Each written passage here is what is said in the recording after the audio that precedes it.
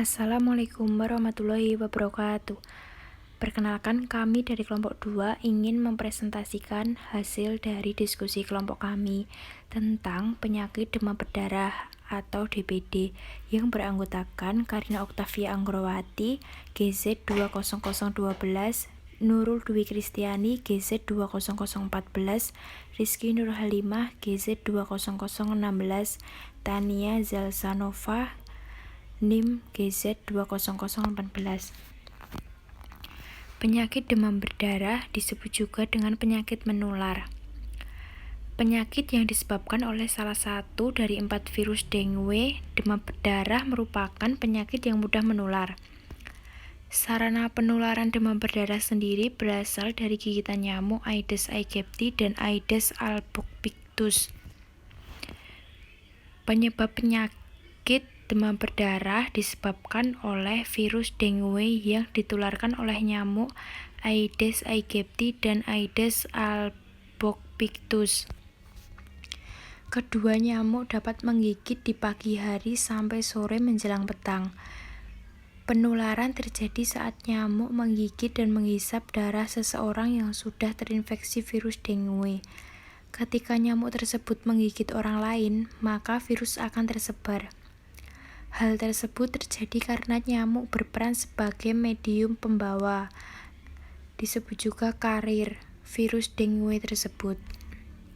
Gejala klinis demam berdarah yang pertama, demam. Demam tinggi yang mendadak terus-menerus berlangsung selama 2-7 hari, naik turun, demam bifasik. Kadang-kadang suhu tubuh sangat tinggi sampai 400 Celcius dan dapat terjadi kejang demam. Akhir fase demam merupakan fase kritis pada demam berdarah dengue.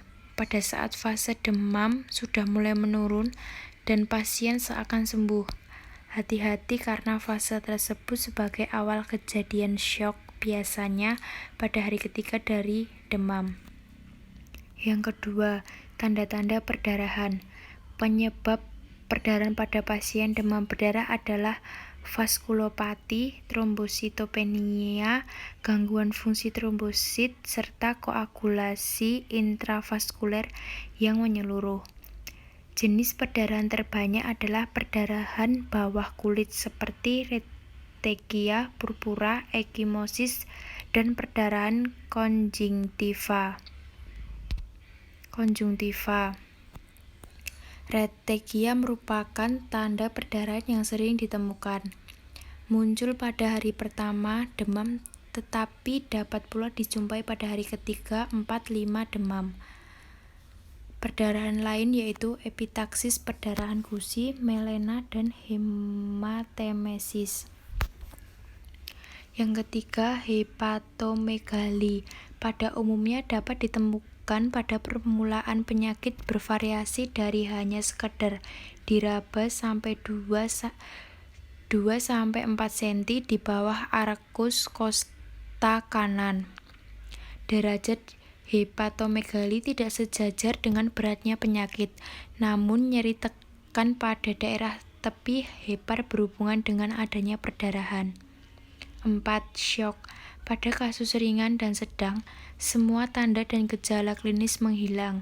Setelah demam turun disertai keluarnya keringat, perubahan pada denyut nadi dan tekanan darah, akral teraba dingin disertai dengan kogesti kulit.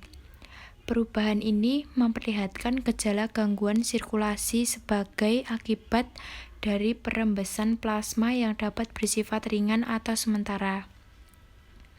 Pada kasus berat, keadaan umum pasien mendadak menjadi buruk. Setelah beberapa hari, demam pada saat atau beberapa saat setelah suhu turun antara 3-7, terdapat tanda kegagalan sirkulasi. Kulit teraba dingin dan lembab, terutama pada ujung jari dan kaki. Sianosis di sekitar mulut. Pasien menjadi gelisah, nadi cepat, lemah, kecil sampai tidak teraba. Pada saat akan terjadi syok, pasien mengeluh nyeri perut, Gejala lainnya yang dapat menyertai ialah anoreksia, mual, muntah, lemah, sakit perut, diare, dan kejang. Cara pencegahan penyakit DBD.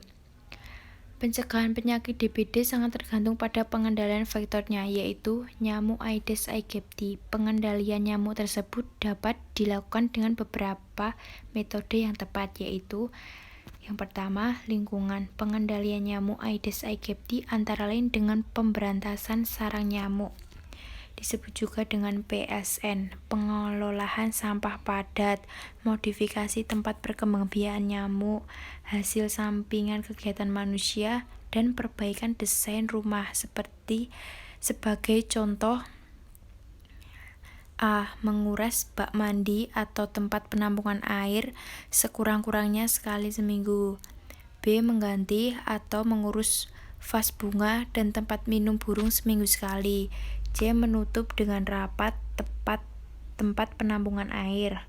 D. Mengubur kaleng-kaleng bekas, aki bekas, dan ban-ban bekas di sekitar rumah. Yang kedua, biologis. Pengendalian ini yaitu dengan menggunakan ikan pemakan jentik, yaitu ikan adu, ikan cupang. Yang ketiga, kimiawi. Cara pengendalian ini antara lain yang pertama, pengasapan atau fogging dengan menggunakan malation dan fation, berguna untuk mengurangi kemungkinan penularan sampai batas waktu tertentu. Yang kedua, memberi bubuk abat yang disebut juga dengan temepos pada tempat-tempat penampungan air seperti bak mandi, gentong, vas bunga. Cara yang paling efektif untuk pencegahan penyakit DBD adalah dengan mengkombinasikan cara-cara di atas yang disebut dengan 3M+, yaitu menutup, menguras, menimbun.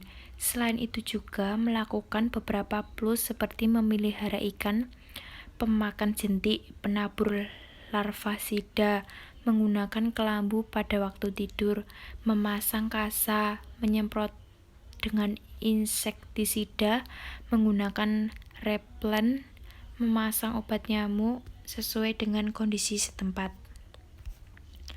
Terima kasih.